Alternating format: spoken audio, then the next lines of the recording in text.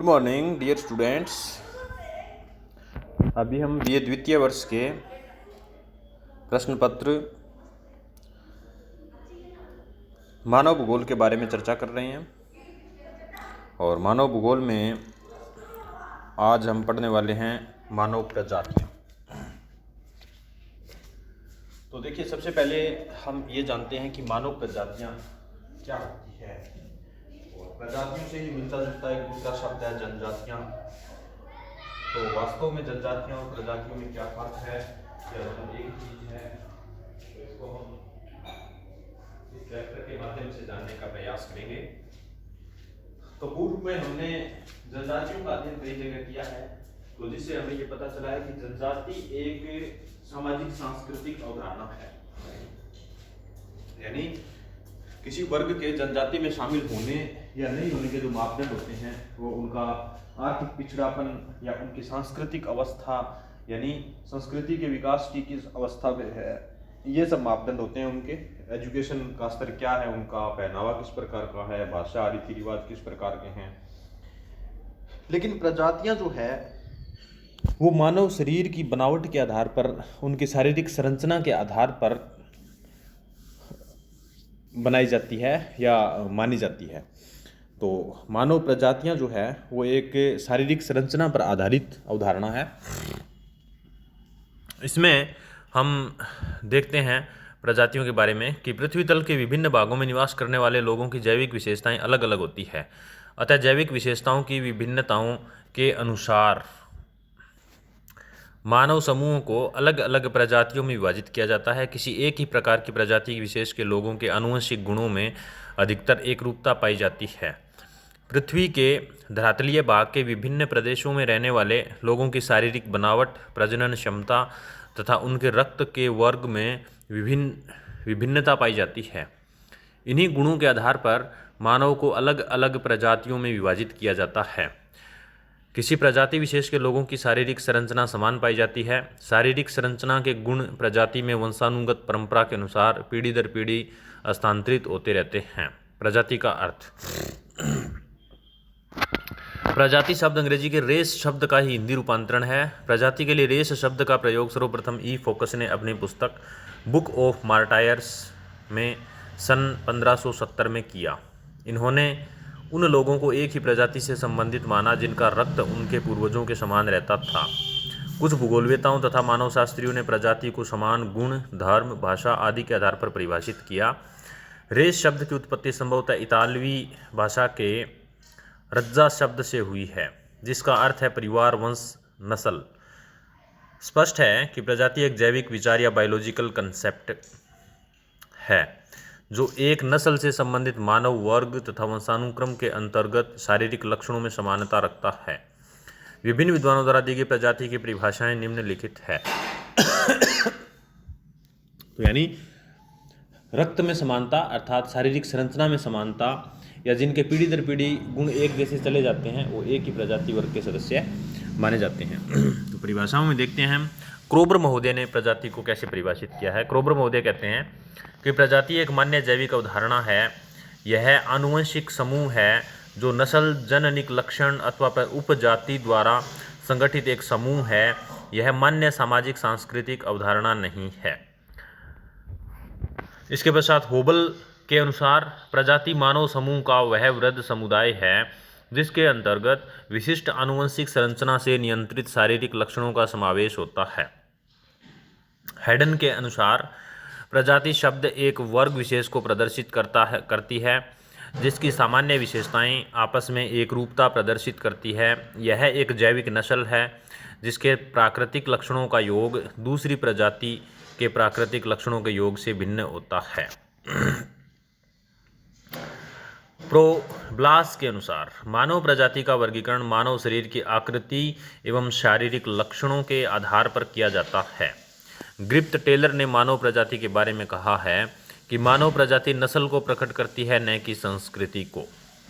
भारतीय समाजशास्त्री डॉक्टर मजूमदार के अनुसार यदि व्यक्तियों के एक समूह को समान शारीरिक लक्षणों के आधार पर अन्य समूहों से पृथक पहचाना जा सके और उस जैविक समूह के सदस्य कितने ही बिखरे क्यों न हो, तो यह एक प्रजाति है। तो इस प्रकार प्रजाति जो है उपयुक्त परिभाषाओं से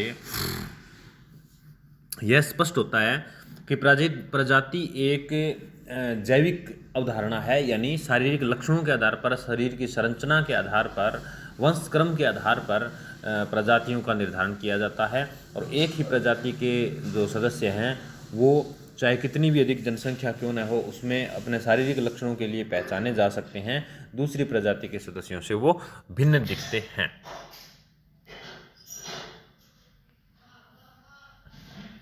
अभी इसमें हम देखते हैं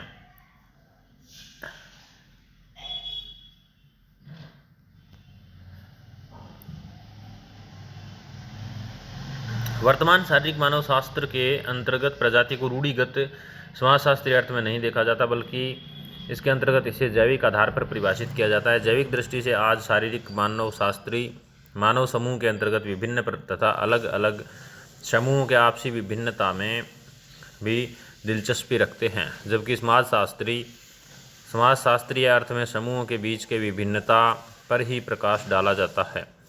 प्रजाति की जैविक तथा समाजशास्त्रीय अवधारणा आवश्यक नहीं है कि एक दूसरे के अनुरूप हो, जैसा गैब्रोल, लास्कर तथा केपलेन ने पेरू में पाया। पेरू में विभिन्न वर्गों को दर्शाने के लिए प्रजातीय नाम का प्रयोग किया जाता है। वहाँ 3 मुख्य वर्गीकरण हैं, श्वेत और मेस्टिजो तथा इंडियन। वहाँ पर किसी व्यक्ति के सामाजिक वर्गीकरण तथा जैविक पूर्वज के बीच काफ़ी कम अनुरूपता थी। जिस शहर में उन्होंने अध्ययन किया वहाँ यूरोपीय प्रकार के लक्षण जैसे उर्मिल केस या वेवी हेयर ऐसे व्यक्तियों में कभी कभार देखने को मिले जो अपने को श्वेत मानते हैं। दूसरी ओर स्टैनली गार्न ने जैविक प्रजाति की परिभाषा की कुछ अर्थगत समस्या को कम करने के लिए 3 विशिष्ट अवधारणाओं को प्रतिपादित किया। यह है भौगोलिक प्रजाति, स्थानीय प्रजाति तथा सूक्ष्म प्रजाति। इनमें भौगोलिक प्रजाति मुख्यतः रहन सहन से उत्पन्न हुए प्रजातीय लक्षणों को हम भौगोलिक प्रजाति के अंतर्गत रखते हैं।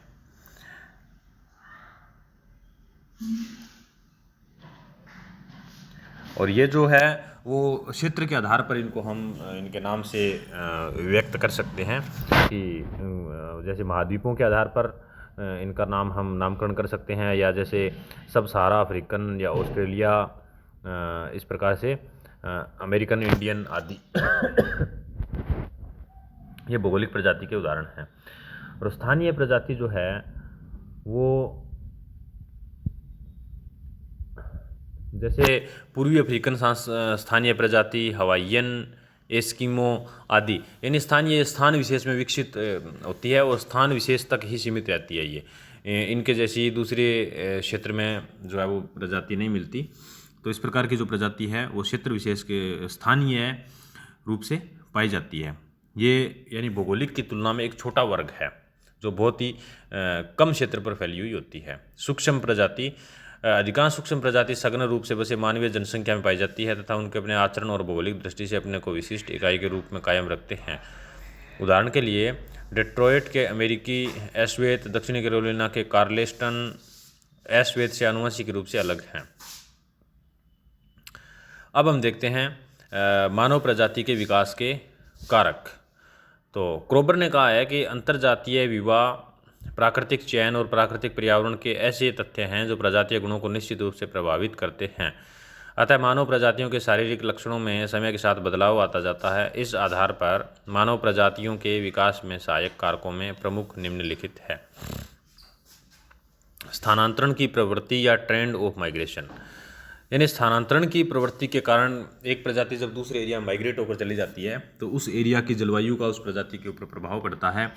और पहले जो मूल जलवायु उस क्षेत्र की थी जहाँ से यह प्रजाति आई है, तो पहले तो यह उस क्षेत्र के जैसी होगी या जो नए क्षेत्र में जाएगी वहाँ भिन्न प्रकार की दिखेगी, लेकिन कालांतर में उस क्षेत्र की जो जलवायु और वहाँ का जो वातावरण है, जिस प्रकार का वहाँ रहन सहन है, उसके हिसाब से यह प्रजाति उनको आत्मसात कर लेती है, जिससे इसमें परिवर्तन आ जाते हैं। तो ये स्थानांतरण के प्रभाव से प्रजातियाँ विकसित होती है। ग्रंथि रस का प्रभाव। ग्रंथि रस का मतलब मानव शरीर में कुछ ग्रंथियां पाई जाती है और ये ग्रंथियां भी एक प्रकार से क्लाइमेट के हिसाब से ही इनका स्त्रवण होता है। किसी क्षेत्र विशेष में किसी ग्रंथि विशेष के द्वारा अधिक स्त्रवण से, जैसे पीयूष ग्रंथि के अधिक सक्रिय होने से मानव शरीर की लंबाई असाधारण रूप से बढ़ जाती है। तो इस प्रकार से ग्रंथि रस का प्रभाव भी पड़ता है और यह ग्रंथि रस का प्रभाव वातावरण विशेष की उपज होता है, जिससे नवीन प्रजातियां विकसित होती है या नवीन प्रजातियां बनती है। जैविक परिवर्तन एवं छांट। मानव के शारीरिक संरचना के रूप निर्धारण में विभिन्न वंश तत्वों का महत्वपूर्ण स्थान होता है। जीन्स एक पीढ़ी से दूसरी पीढ़ी में लगातार एवं समय दर स्थानांतरित होते रहते हैं। यानी जीन्स जो है वो एक पीढ़ी के शारीरिक लक्षणों को अगली पीढ़ी में स्थानांतरित करते रहते हैं। तो उसके हिसाब से ये जो प्रजातीयता के लक्षणों को बनाए रखने में जीन्स का बहुत बड़ा योगदान होता है। उसके पश्चात है जलवायु में परिवर्तन। तो जलवायु में परिवर्तन होने से क्षेत्र विशेष के निवासों में परिवर्तन आ जाता है। अचानक से जब किसी क्षेत्र की जलवायु बहुत ज़्यादा परिवर्तित हो जाती है तो चूंकि वहाँ की प्रजातियों के ऊपर इसका प्रभाव पड़ना स्वाभाविक है, जिससे कोई नवीन प्रजाति विकसित हो जाती है। पांचवा है प्रजातियों का मिश्रण।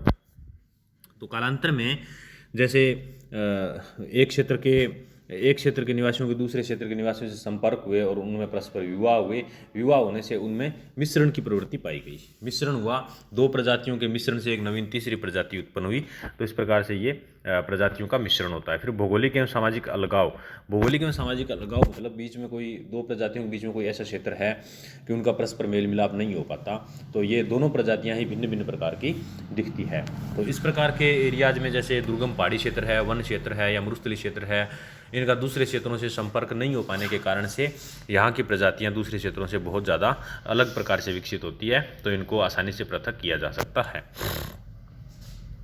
अगली क्लास में हम प्रवास कटिबंध सिद्धांत, जो ग्रिफ्थ टेलर महोदय के द्वारा दिया गया है, का अध्ययन करेंगे और प्रजातीयता के विकास के जो कारक हैं उनके बारे में हमने अध्ययन किया। धन्यवाद।